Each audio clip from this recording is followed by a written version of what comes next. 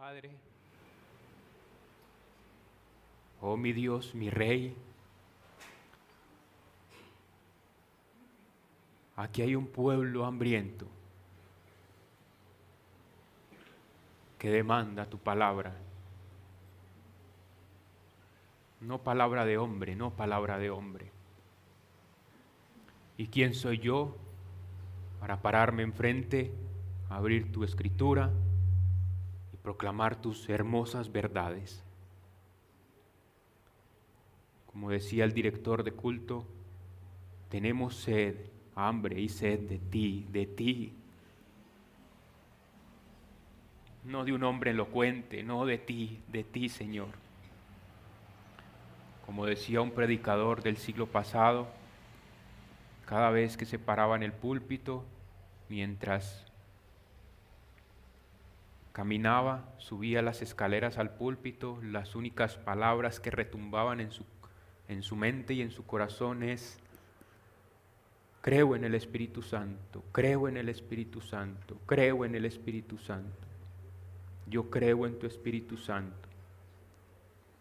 Glorifícate a ti mismo, Padre bueno, porque te lo pedimos en el nombre de tu Hijo Jesús. Amén y amén.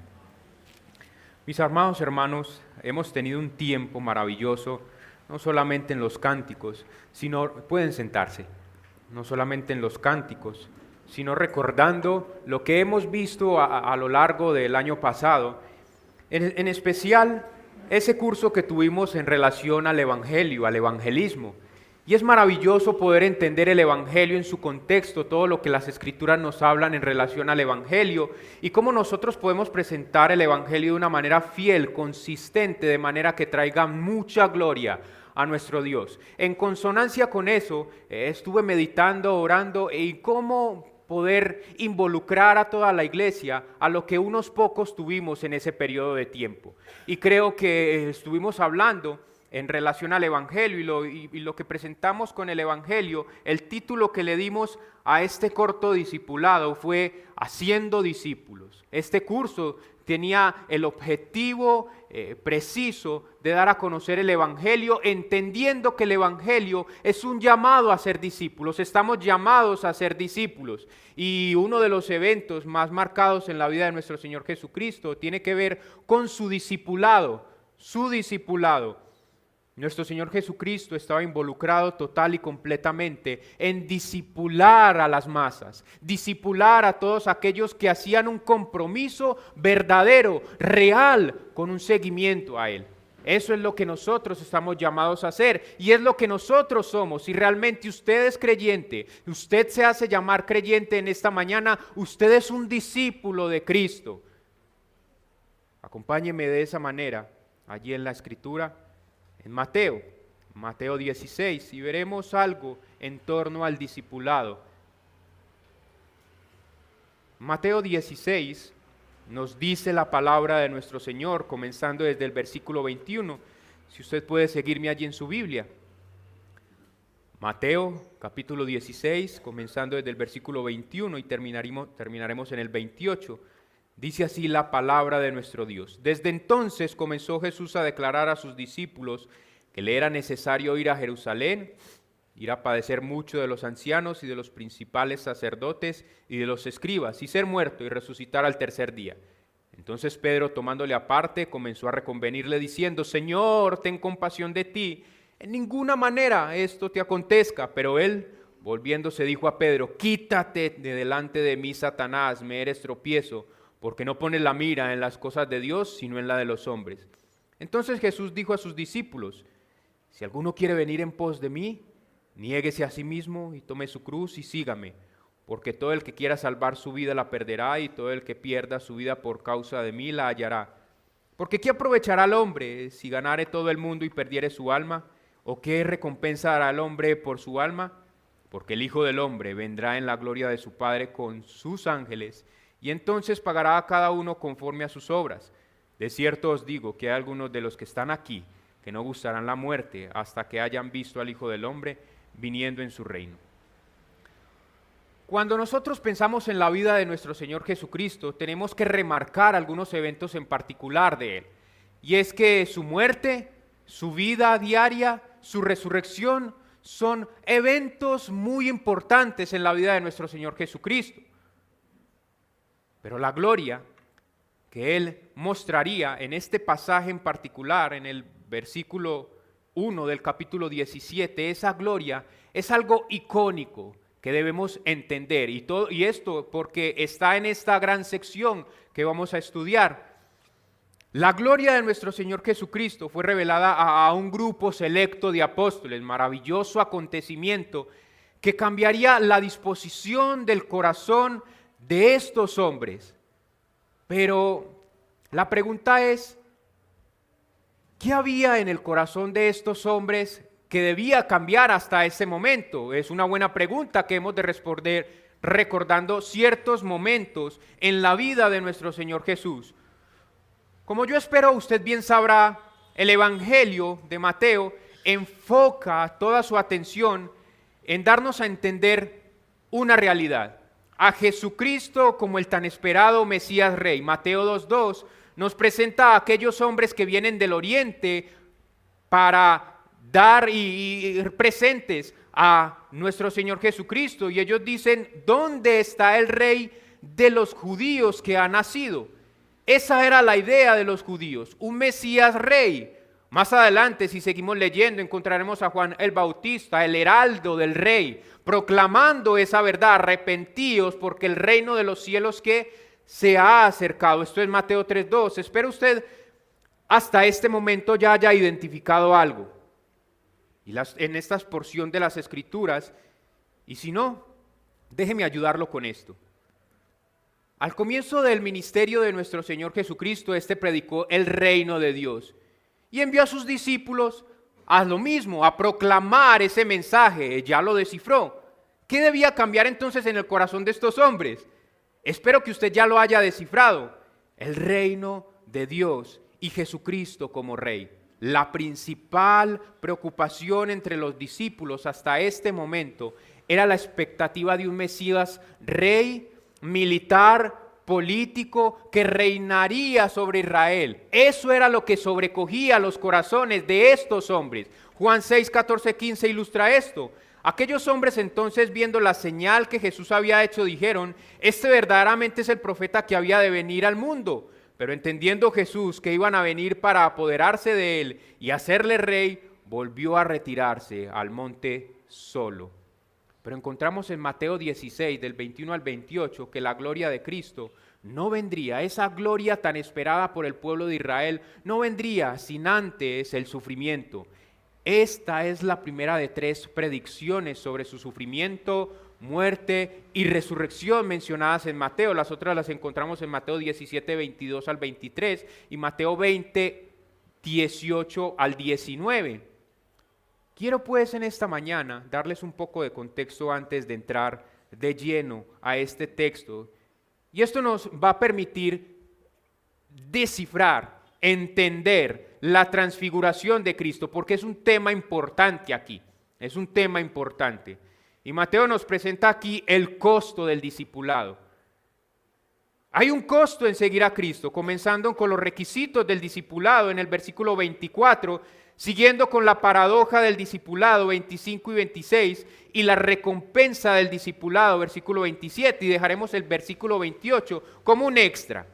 Ahora, conforme desarrollemos este bosquejo, al finalizar con él, espero nuestros corazones, al igual que los corazones de los discípulos en el primer siglo, debían estar alineados con la voluntad de Dios. Nuestros corazones deben estar alineados con esa misma voluntad.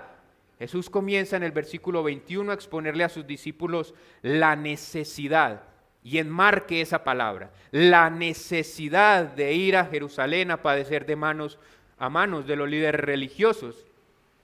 Este versículo en particular enmarca el ejemplo del sufrimiento para los discípulos. Esto enmarca lo que los discípulos deberían entender si realmente van a ser seguidores de Cristo.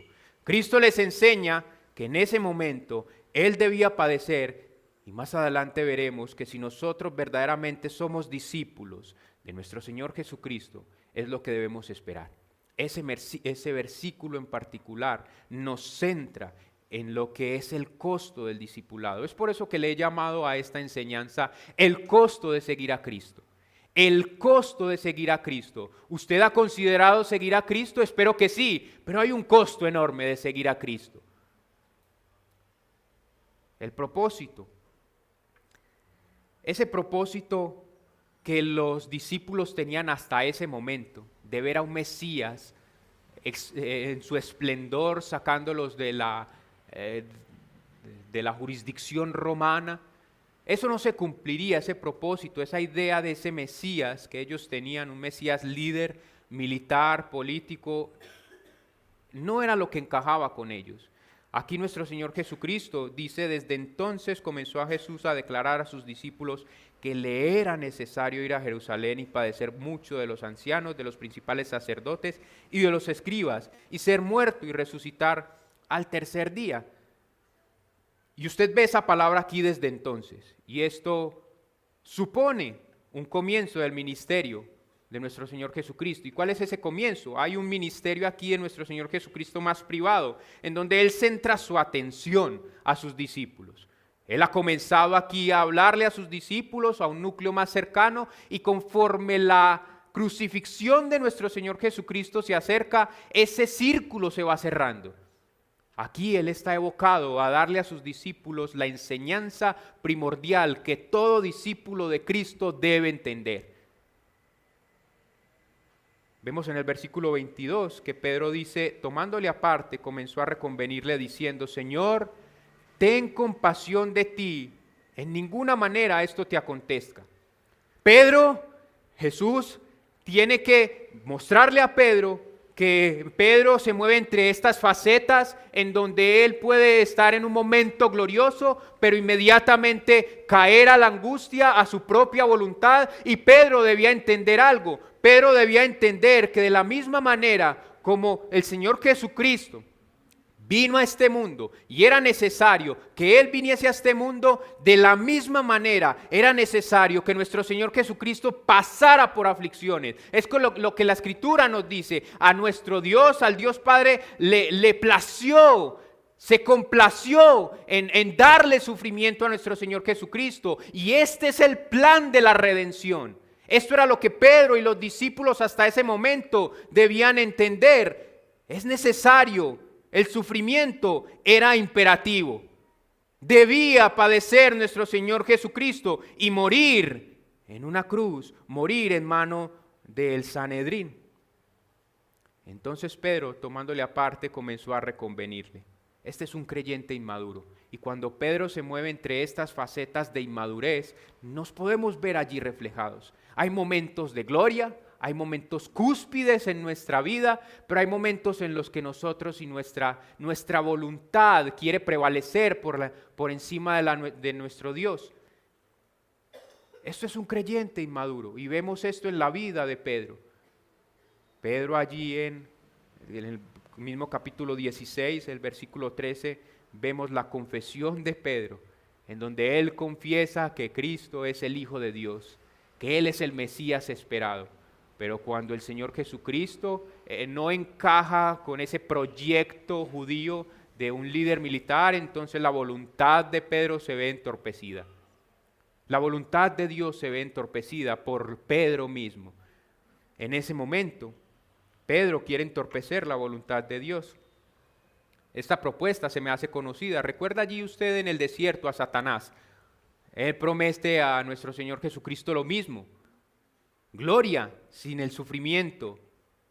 Y es interesante que Jesús no reprende a Pedro propiamente, más bien Él dice, quítate delante de mí, Satanás, me eres tropiezo porque no pones la mira en las cosas de Dios sino en la de los hombres. Pero es necesario el sufrimiento para obtener la gloria.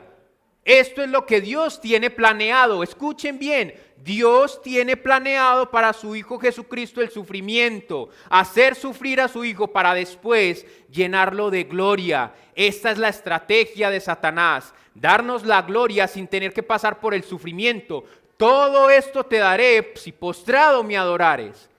Sexo sin la responsabilidad del matrimonio para ustedes jóvenes, dinero sin el padecimiento duro del trabajo. Y en esta, como en otras ocasiones, la gloria sin el calvario de la cruz. Pero ¿acaso esto quiere decir que Pedro nada tenía que ver con esta propuesta, con lo que sucedió? Más bien tal como Dios le reveló en su corazón en aquel acontecimiento, en esa maravillosa confesión, tú eres el Cristo, el Hijo del Dios viviente, y Jesús le llamó bienaventurado. Satanás en este momento había llenado el corazón de Pedro y debía ser reprendido. Lo que nos deja con un principio, y es que Satanás puede influenciar nuestros corazones. Satanás puede llenar nuestros corazones a inclinarnos a nuestras propias voluntades. ¿Y esto por qué? Pues Pedro no estaba alineado con la voluntad del Padre. Cada vez que nosotros no nos alineamos con la voluntad del Padre, le damos una brecha enorme a Satanás para que nuestra propia voluntad se ponga por encima de la de nuestro Dios. Así que aquí hay un principio enorme. Llénese de la palabra de Dios para poder alinearse con la voluntad de Dios. Entienda la voluntad de Dios para que Satanás no tenga cabida en nuestra vida para darnos a entender algo que no es bíblico. Lo que nos deja con ese principio, tenga cuidado cuando no estamos alineados con la voluntad de Dios. Mateo entonces, a través de la enseñanza de Jesús, nos quiere mostrar algo, y es que para obtener la gloria hay que padecer, no hay alternativa, no hay camino alterno al sufrimiento. ¿Quieres ser como Cristo? Hay que sufrir primero. ¿Quieres la gloria que nos espera? Hay que sufrir primero, damas y caballeros, y este es el costo de seguir a Cristo, el costo de seguir a Cristo. A continuación Jesús sigue hablando, y esta es la enseñanza a sus discípulos. ¿Cuán costoso será el seguirle? El costo del discipulado, versículo 24. Entonces Jesús dijo a sus discípulos: si alguno quiere venir en pos de mí, niéguese a sí mismo y tome su cruz y sígame. Aquí tenemos los requisitos del discipulado. No solo Cristo debió hacer frente a la cruz, sino también sus discípulos. Cristo le iba a hacer frente a la cruz, pero todo aquel que siguiera las pisadas de Cristo debía hacerle frente al sufrimiento. 3 características Mateo nos presenta aquí, y esto es lo que Jesucristo quiere dejar plasmado en sus discípulos. Estos son los requisitos del discipulado. Jesús nos dice: si quieres ser mi discípulo, niéguese a sí mismo, tome su cruz y sígame. Juan 15:20 dice: acordaos de la palabra que yo os he dicho. El siervo no es mayor que su Señor. Si a mí me han perseguido, también a vosotros os perseguirán. Si han guardado mi palabra, también guardarán la vuestra. Si usted recuerda que nuestro Señor Jesucristo hace énfasis, Mateo hace énfasis en las palabras de nuestro Señor Jesucristo cuando Él dice que tiene que ir a Jerusalén. Y si usted mal no recuerda y usted hace un recuento de las Escrituras, usted se dará cuenta de que Jerusalén es el lugar principal ceremonial de los judíos. ¿Y qué se hacía en Jerusalén? Se celebraba la Pascua y el sacrificio de un cordero. Así que nuestro Señor Jesucristo iba directo a ese lugar ceremonial en donde se presentaría como el Cordero de Dios, como el vicario de Dios. Él iba a Jerusalén a padecer ¿en manos de quiénes? De sacerdotes, no de la mejor manera, pero su vida sería presentada como un sacrificio por los pecados de los suyos. Es importante que ellos entendieran ese lugar, ese momento y la necesariedad de que nuestro Señor Jesucristo llegase allí.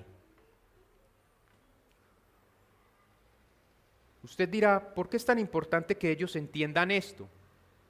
Porque su pastor, su maestro, su líder está próximo a sufrir la afrenta pública, el padecimiento en la cruz. Y preparar sus corazones para este acontecimiento es menester, es prioritario para Cristo. Vemos entonces allí a Jesús hablando a sus discípulos y sus palabras son: tengan presente que si están dispuestos a seguirme, sus intereses personales deben olvidarlos. Niéguense a sí mismos.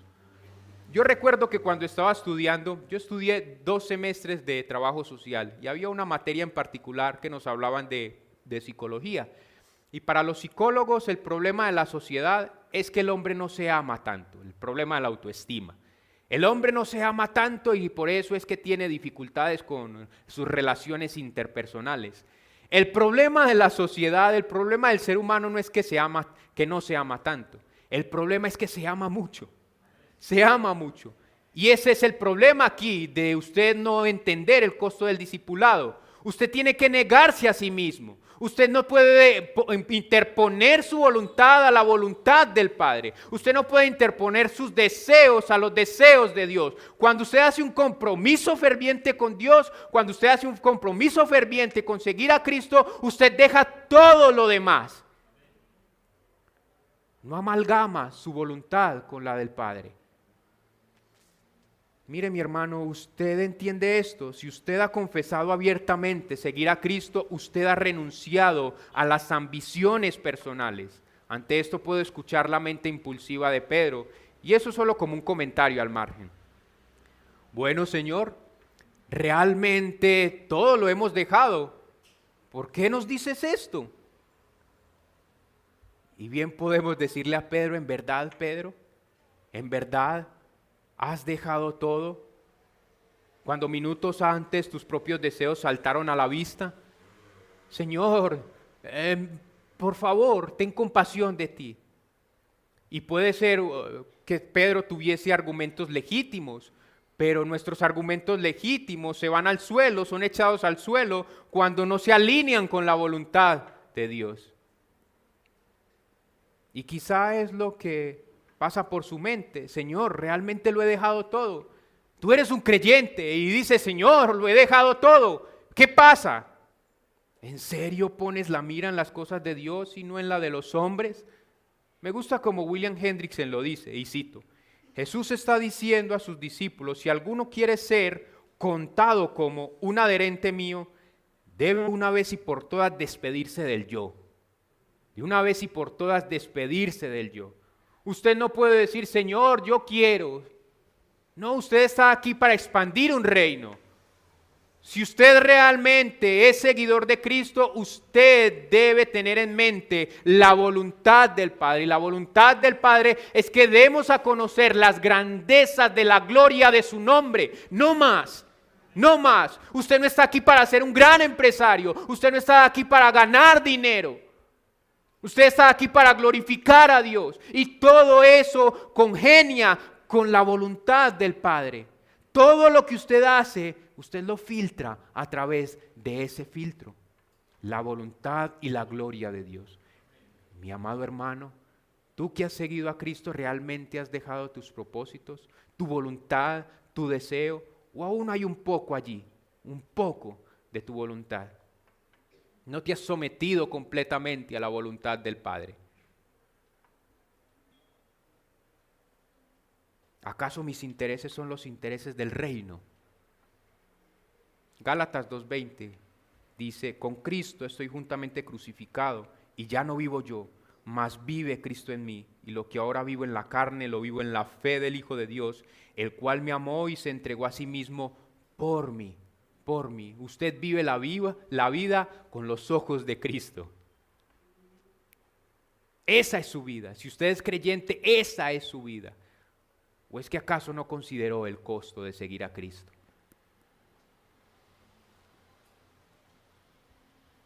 Esta es la esencia de negarse a sí mismo. Cristo viviendo en mí, mis deseos sometidos a su voluntad.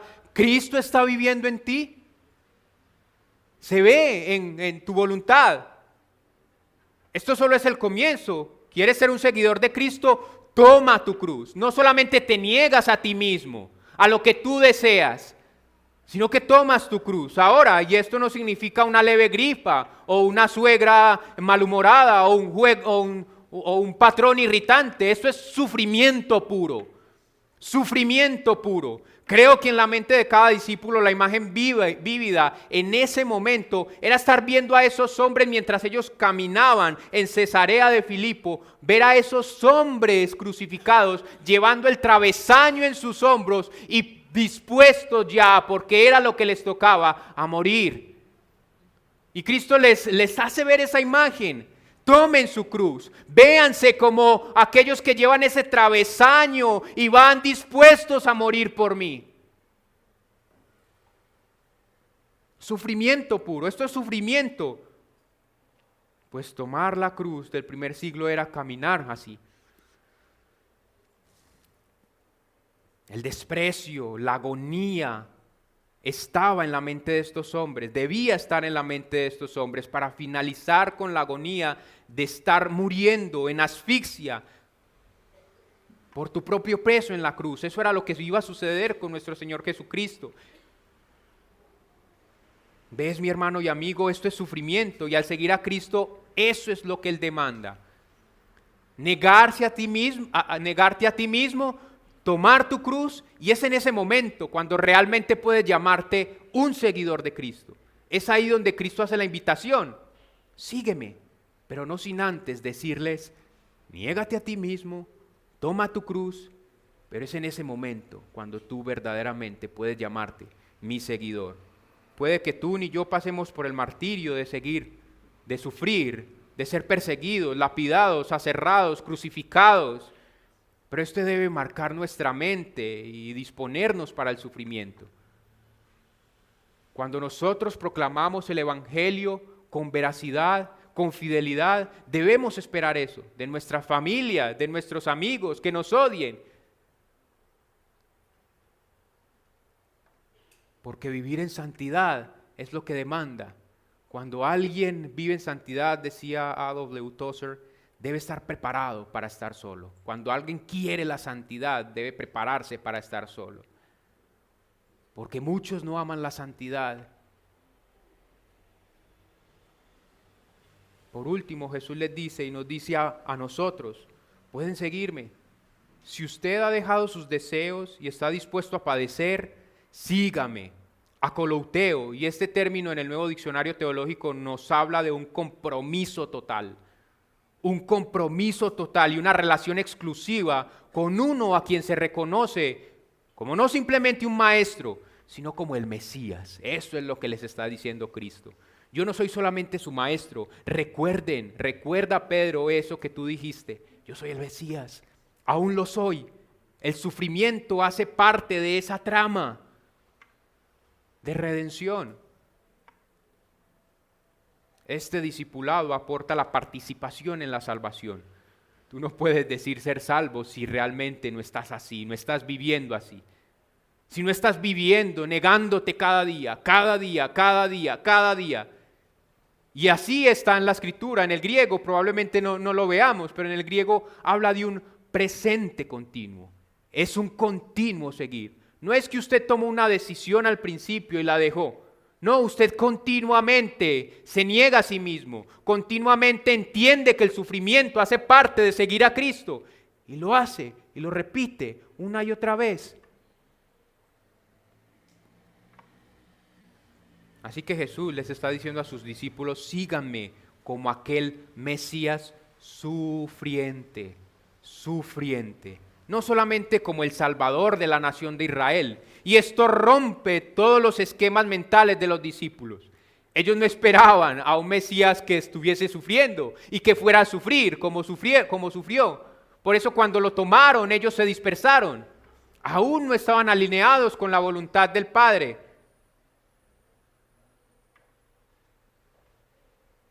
De ser líder, que lo rescataría de la opresión romana, para verlo como el que sufriría por los pecados de su pueblo. Un día, sí, Él vendrá como el Rey esperado que quitará el yugo literal de su pueblo. Pero no ahora. Para verlo como Él sufría, para verlo como el Redentor, debían verlo como ese Cordero sufriente en las manos de su Señor. Esto es importante en la comprensión del programa del Calvario, y esto debía estar presente en la mente de los discípulos. El sufrimiento de Cristo y de aquellos que irían en pos de Él, lo que nos deja con la continuación de la enseñanza de Cristo acerca del discipulado. La paradoja del discipulado, tenga eso en mente. Él está hablando del discipulado, versículos 25 y 26. Porque todo el que quiera salvar su vida la perderá, y todo el que pierda su vida por causa de mí la hallará.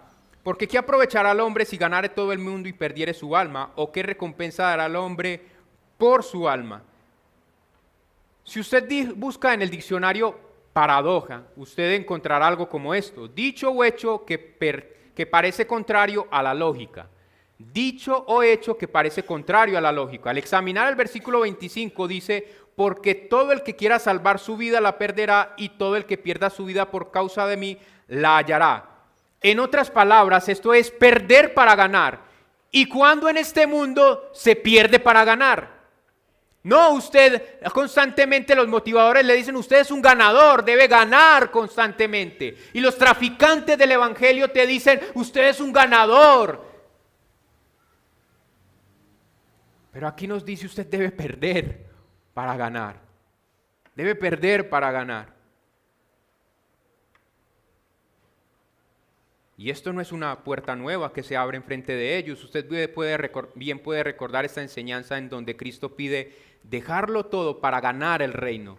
Déjeme recordárselo. Cristo dice: deja a tus padres.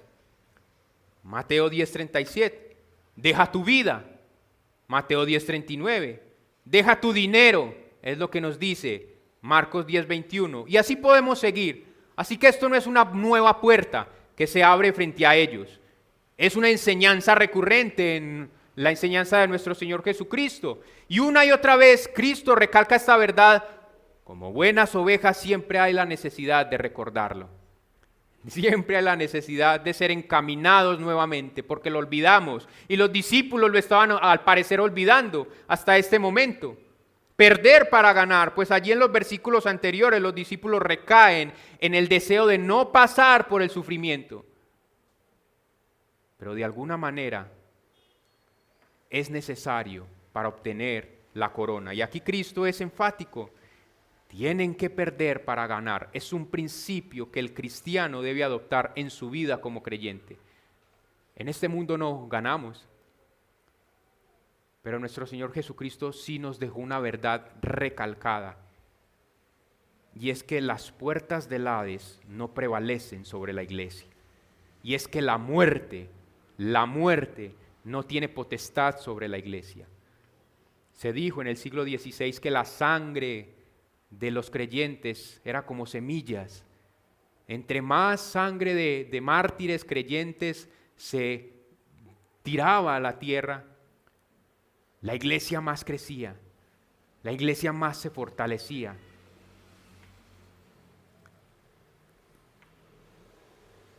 Mire, Pablo tenía esto en mente.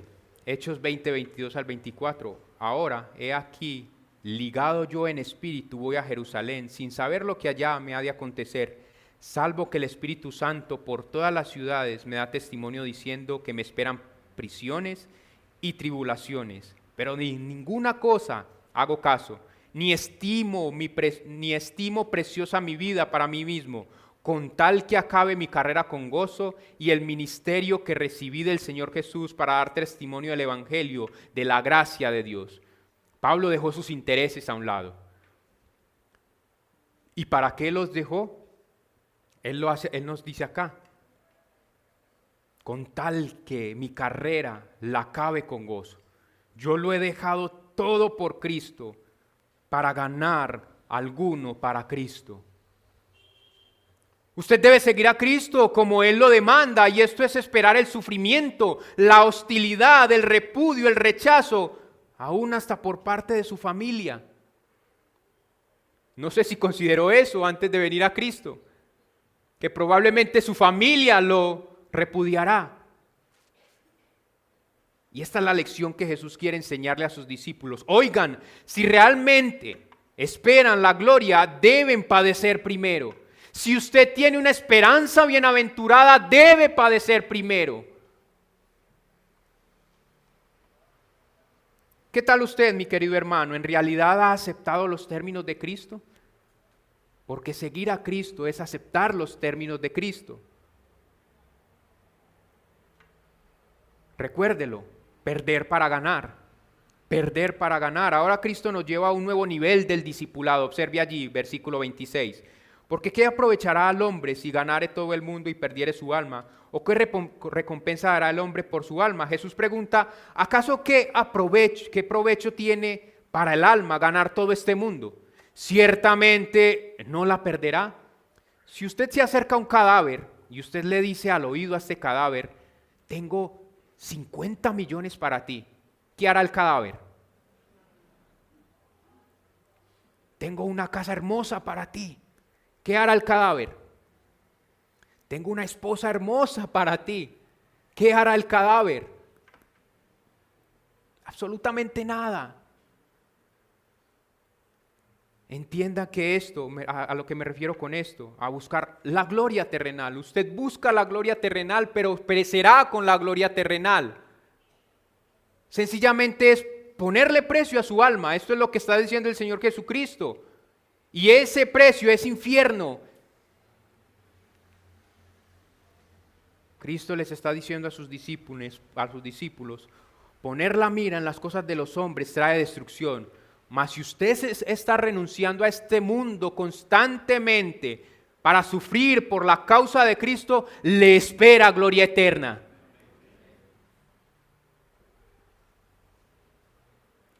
Ese es el precio que usted le ha puesto a su alma. Gloria eterna si realmente está dispuesto a padecer con Cristo, o sufrimiento eterno si usted desea los placeres banales de este mundo. Y bajo las circunstancias de un corazón turbado como el de los discípulos por aquellas palabras que Jesucristo pronunció, el versículo 21 es el que retumba en sus mentes. Me es necesario ir a Jerusalén y ser muerto. Me es necesario ir a Jerusalén y ser muerto. Este es un ungüento para ellos. Vendrá gloria, pero no sin antes el sufrimiento. Que el Señor Jesucristo introduzca esa gloria que nos espera puede ser un ungüento para ellos, ¿sí, Pedro? Y Pedro como vocero de los demás, sí, discípulos, viene gloria, pero no sin antes el sufrimiento. Esto puede ser un ungüento para ellos. Bueno, viene la gloria, una esperanza. Y aquí tenemos como último punto la recompensa del discipulado. Hemos visto los requisitos del discipulado, la paradoja del discipulado, pero aquí Cristo no los deja insatisfechos, no los deja con esa noción de que solamente van a sufrir, sino que hay una recompensa por el sufrimiento. Y esto son buenas nuevas, ¿no? Versículo 27, porque el Hijo del Hombre vendrá en la gloria de su Padre con sus ángeles, y entonces pagará a cada uno conforme a sus obras. De cierto os digo que algunos de los que están aquí que no gustarán la muerte hasta que hayan visto al Hijo del Hombre viniendo en su reina. Usted puede imaginarse lo emocionante que pudo haber sido para ellos, para los discípulos, saber que verdaderamente el reino vendría. Y Jesucristo aquí enseña que un día Él vendrá, no como el cordero doliente que se presentaría en Jerusalén. No. Él vendrá como juez y rey victorioso que pagará a cada hombre por sus obras, y esto significa la parusía o la venida de nuestro Señor Jesucristo. Viene un día en que nuestro Señor Jesucristo recompensará a todo aquel que ahora, aquí y ahora, sufra por su causa. Es emocionante pensar en ello. La segunda venida de nuestro Señor Jesucristo, nuestro glorioso Jesucristo, y note allí que Él vendrá en la gloria de su Padre. Si Jesucristo sería humillado hasta lo sumo, el Padre lo elevaría hasta lo sumo, le glorificaría hasta lo sumo, porque el que se humille hasta lo sumo será exaltado, quien se humille será exaltado. Y nuestro Señor Jesucristo se humilló hasta lo más profundo. Por eso Él dice, yo vendré un día en mucha gloria, porque yo me he humillado hasta lo más profundo. Y esto es verse tal y como Él es. Lo veremos tal y como Él es, lleno de esplendor, de magnífica gloria, y dará retribución a aquel discípulo fiel. Y usted ya sabe qué es ser un discípulo. un discípulo fiel. Ahora, Jesucristo enseñó esto en su segunda venida, en Mateo 25:31, con palabras similares. Cuando el Hijo del Hombre venga en su gloria y todos los santos ángeles con él, entonces se sentará en su trono de gloria y serán reunidas delante de él todas las naciones y apartará los unos de los otros, como aparta el pastor a las ovejas de los cabritos, y pondrá a las ovejas a su derecha y los cabritos a su izquierda. Entonces el rey dirá a los de la derecha: venid, benditos de mi Padre, heredad del reino preparado para vosotros desde la fundación del mundo. ¿Quiénes heredarán ese reino? Responda conmigo, mi hermano: los discípulos, sus discípulos. No el falso positivo, no tú que no has entendido el costo de seguir a Cristo, que sigues en tu vida pecando inmoralmente, creyendo que puedes ir por la vida deliberada, con tu voluntad. No tú, no tú. Aquel que se niega a sí mismo y toma su cruz. Esos son los benditos del Padre.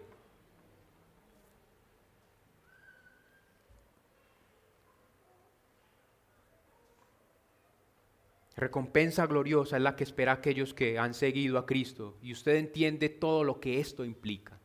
Usted ahora ya tiene un entendimiento más amplio de lo que esto implica: negación propia y sufrimiento. Jesucristo aquí promete la gloria después del sufrimiento, después de sufrir. Usted debe perder para ganar. Pero los discípulos, aunque puede sonar irreverente, la pregunta es: ¿qué les garantiza eso? ¿Qué nos garantiza que eso vendrá? Para ellos la pregunta puede ser: ¿pero qué nos garantiza eso si nos estás diciendo que vas a sufrir, vas a morir y nosotros vamos a quedar como desamparados? ¿Qué nos garantiza eso? Danos un poco, un poco. El versículo 28, como un plus. Versículo 28 dice: de cierto os digo que algunos de los que están aquí que no gustarán la muerte hasta que hayan visto al Hijo del Hombre viniendo en su reino. Varias interpretaciones se han propuesto aquí.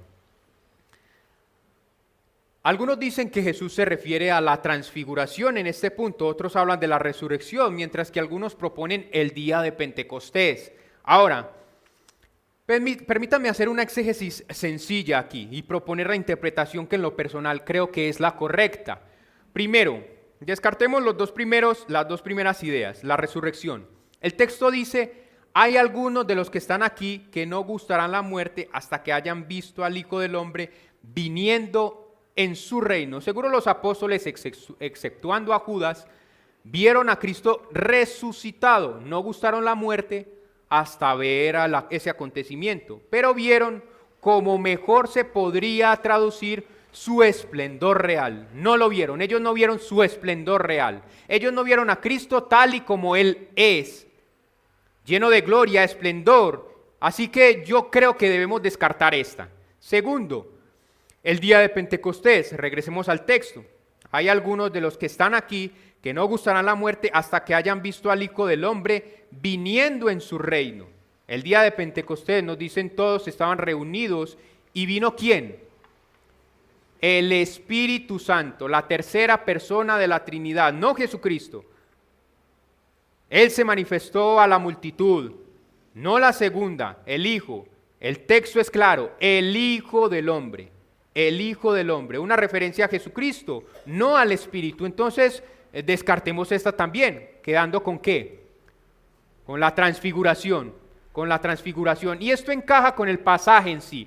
Si usted va al versículo 1 del capítulo 17 y usted sigue leyendo, usted verá que nuestro Señor Jesucristo, ¿qué hace? Como le dije al principio, Él está limitando, Él está filtrando su círculo más cercano. Aquí están sus discípulos, pero Él cada vez cierra más ese círculo y Él se transfigura ante algunos. Él lo hace ante algunos. El Señor Jesús dice: en verdad les digo, y recuerde que cada vez que Jesús decía de cierto os digo o en verdad os digo, ¿qué debían hacer sus discípulos? Prestar mucha atención, estar atentos, estén atentos. Porque la frase que sigue es importante.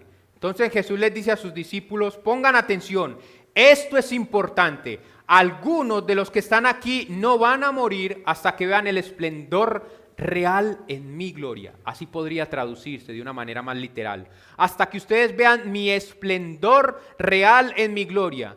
Y si seguimos con el texto, que lastimosamente tiene un título y un número que lo divide, estos que no gustarían la muerte sin haber visto a Jesús en su esplendor real serían ¿quiénes? Pedro, Jacobo y Juan.